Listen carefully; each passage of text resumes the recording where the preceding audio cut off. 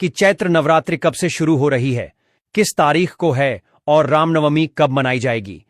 साथ ही इस वीडियो में हम जानेंगे कि नवरात्रि का पूजन कैसे करना चाहिए, किन महिलाओं को व्रत रखना चाहिए और किन्हें नहीं रखना चाहिए, व्रत और पूजा के नियम क्या हैं।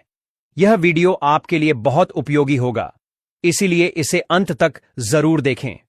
जय माता दी। चैत्र नवरात्रि फाल्गुन मास के समाप्त होते ही शुरू हो जाती है। होलिका दहन के बाद चैत्र मास का आरंभ होता है और इसी के साथ हिंदू नववर्ष भी शुरू होता है। हिंदू पंचांग के अनुसार चैत्र नवरात्रि बहुत महत्वपूर्ण होती है, क्योंकि इसी समय देवी दुर्गा के 9 रूपों की पूजा की जाती है। घट स्थापना, कल स्थापना किस दिन और किस शुभ मुहूर्त में करनी चाहिए, अखंड ज्योत जलाने का सही तरीका क्या है, पूजा विधि और मंत्र कौन कौन से हैं, इन सभी महत्वपूर्ण विषयों पर इस वीडियो में जानकारी दी जाएगी। नवरात्रि में माता रानी की आराधना करने से सभी दुख और संकट समाप्त हो जाते हैं। कुछ लोग पूरे 9 दिन व्रत रखते हैं, जबकि कुछ पहले और आखिरी दिन उपवास रखते हैं। हर किसी की अपनी मान्यताएं होती हैं और हर उपासना का अपना महत्व होता है। बहुत से लोग जानते होंगे कि एक साल में 4 नवरात्रि होती हैं। 2 गुप्त नवरात्रि और 2 सार्वजनिक रूप से मनाई जाने वाली नवरात्रि चैत्र और शारदीय नवरात्रि को विशेष रूप से मनाया जाता है, जबकि गुप्त नवरात्रि साधकों के लिए अधिक महत्वपूर्ण होती है। अगर आपको यह वीडियो पसंद आए और उपयोगी लगे तो लाइक जरूर करें। आपका एक लाइक हमारे लिए बहुत महत्वपूर्ण है। हम आपको जो भी जानकारी दे हैं वह शास्त्रों और पंचांग पर आधारित होती है। दोस्तों, आप जानते हैं कि नवरात्रि साल में 4 बार आती है। इनमें से 2 गुप्त नवरात्रि होती हैं और 2 प्रमुख नवरात्रि जिन्हें बड़े हर्षोल्लास से मनाया जाता है। चैत्र नवरात्रि नया संवत हिंदू नववर्ष शुरू होने के साथ आती है और बहुत शुभ मानी जाती है। अश्विन नवरात्रि, जिसे शारदीय नवरात्रि भी कहा जाता है, दशहरे से पहले आती है और इसे बहुत धूमधाम से मनाया जाता है।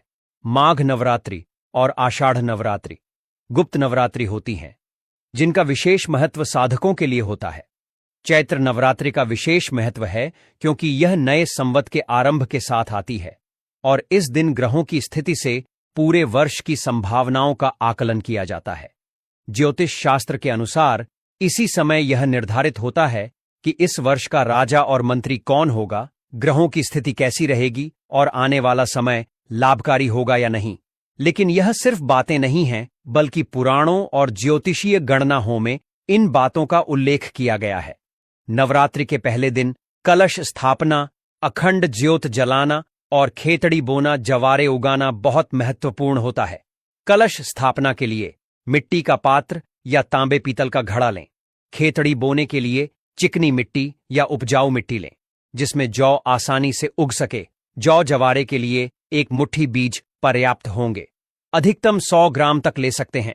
मां दुर्गा की पूजा के लिए मूर्ति या तस्वीर रखें। अखंड ज्योत जलाने के लिए तेल या घी का बड़ा दीपक या कटोरी का उपयोग करें। यदि अखंड ज्योत जलाना संभव ना हो तो नियमित दीपक जलाकर भी माता की आराधना कर सकते हैं। कलश स्थापना के साथ व्रत और पूजन का संकल्प लें। इसके बाद मां दुर्गा की आराधना करें और पूरे नवरात्रि मां के 9 रूपों की पूजा विधि का पालन करें।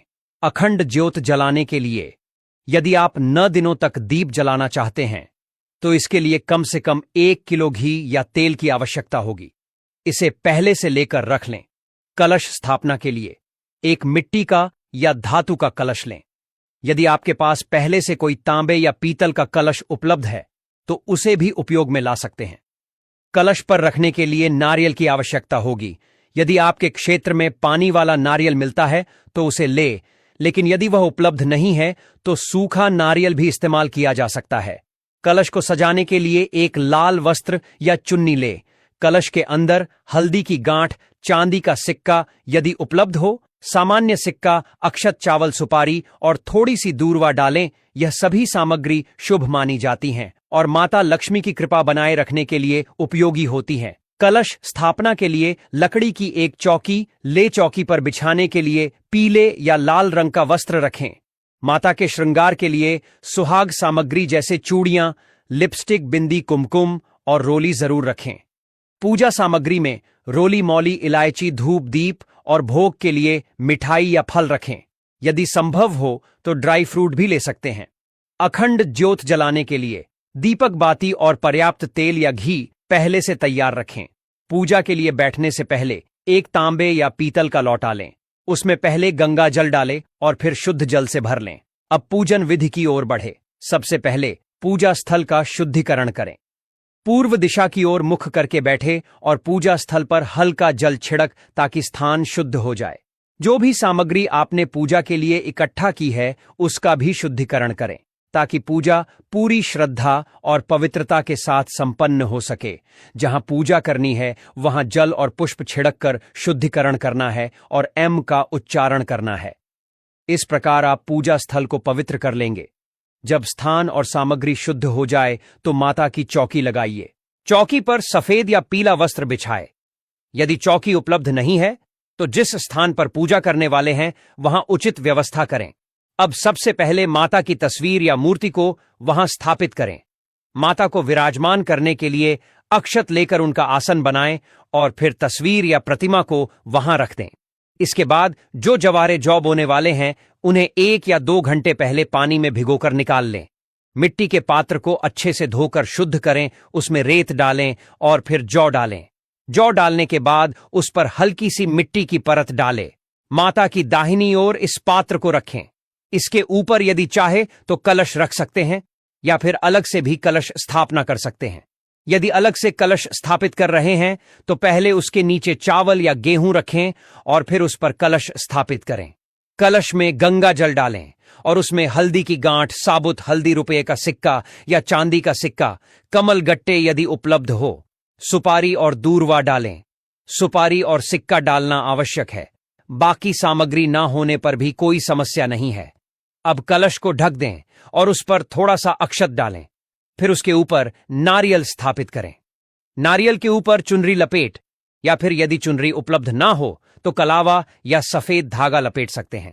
नारियल को कलश के ऊपर इस प्रकार रखें कि उसका मुख आपकी ओर रहे। अब अखंड ज्योत जलाने की तैयारी करें। इसके लिए एक बड़ा दीपक लें, उसमें बत्ती लगाएं और किसी पात्र में रखकर घी भर दें। ज्योत स्थापित करने के लिए उसके नीचे भी चावल रखें। चावल का आसन बनाकर उस पर ज्योत रखें। यह ज्योत 9 दिनों तक निरंतर जलती रहनी चाहिए, इसलिए इसे सुरक्षित स्थान पर रखें। अब भगवान गणेश की प्रतिमा स्थापित करें। इस प्रकार पूजा की संपूर्ण आवश्यक प्रक्रिया पूर्ण हो गई है और आप माता की आराधना के लिए पूरी तरह तैयार हैं। अब हम पूजन आरंभ करेंगे। सबसे पहले संकल्प लिया जाएगा। संकल्प से पहले जल से शुद्धिकरण किया जाएगा। आप आसन पर बैठे अपने हाथ पृथ्वी पर लगाएं और माता पृथ्वी से प्रार्थना करें। मंत्र उच्चारण करें। ओम पृथ्वी दयादता लोक देवी विष्णुनाथ तथा महादेवी पवित्रम गुरु आसनम। यदि आप विवाहित हैं और संभव हो तो पति पत्नी साथ में पूजा करें। अब जल से आचमन करें। सीधे हाथ में जल लें और सामग्री के साथ एक दीप प्रज्वलित करें। यदि संभव हो तो अखंड ज्योति जलाएं।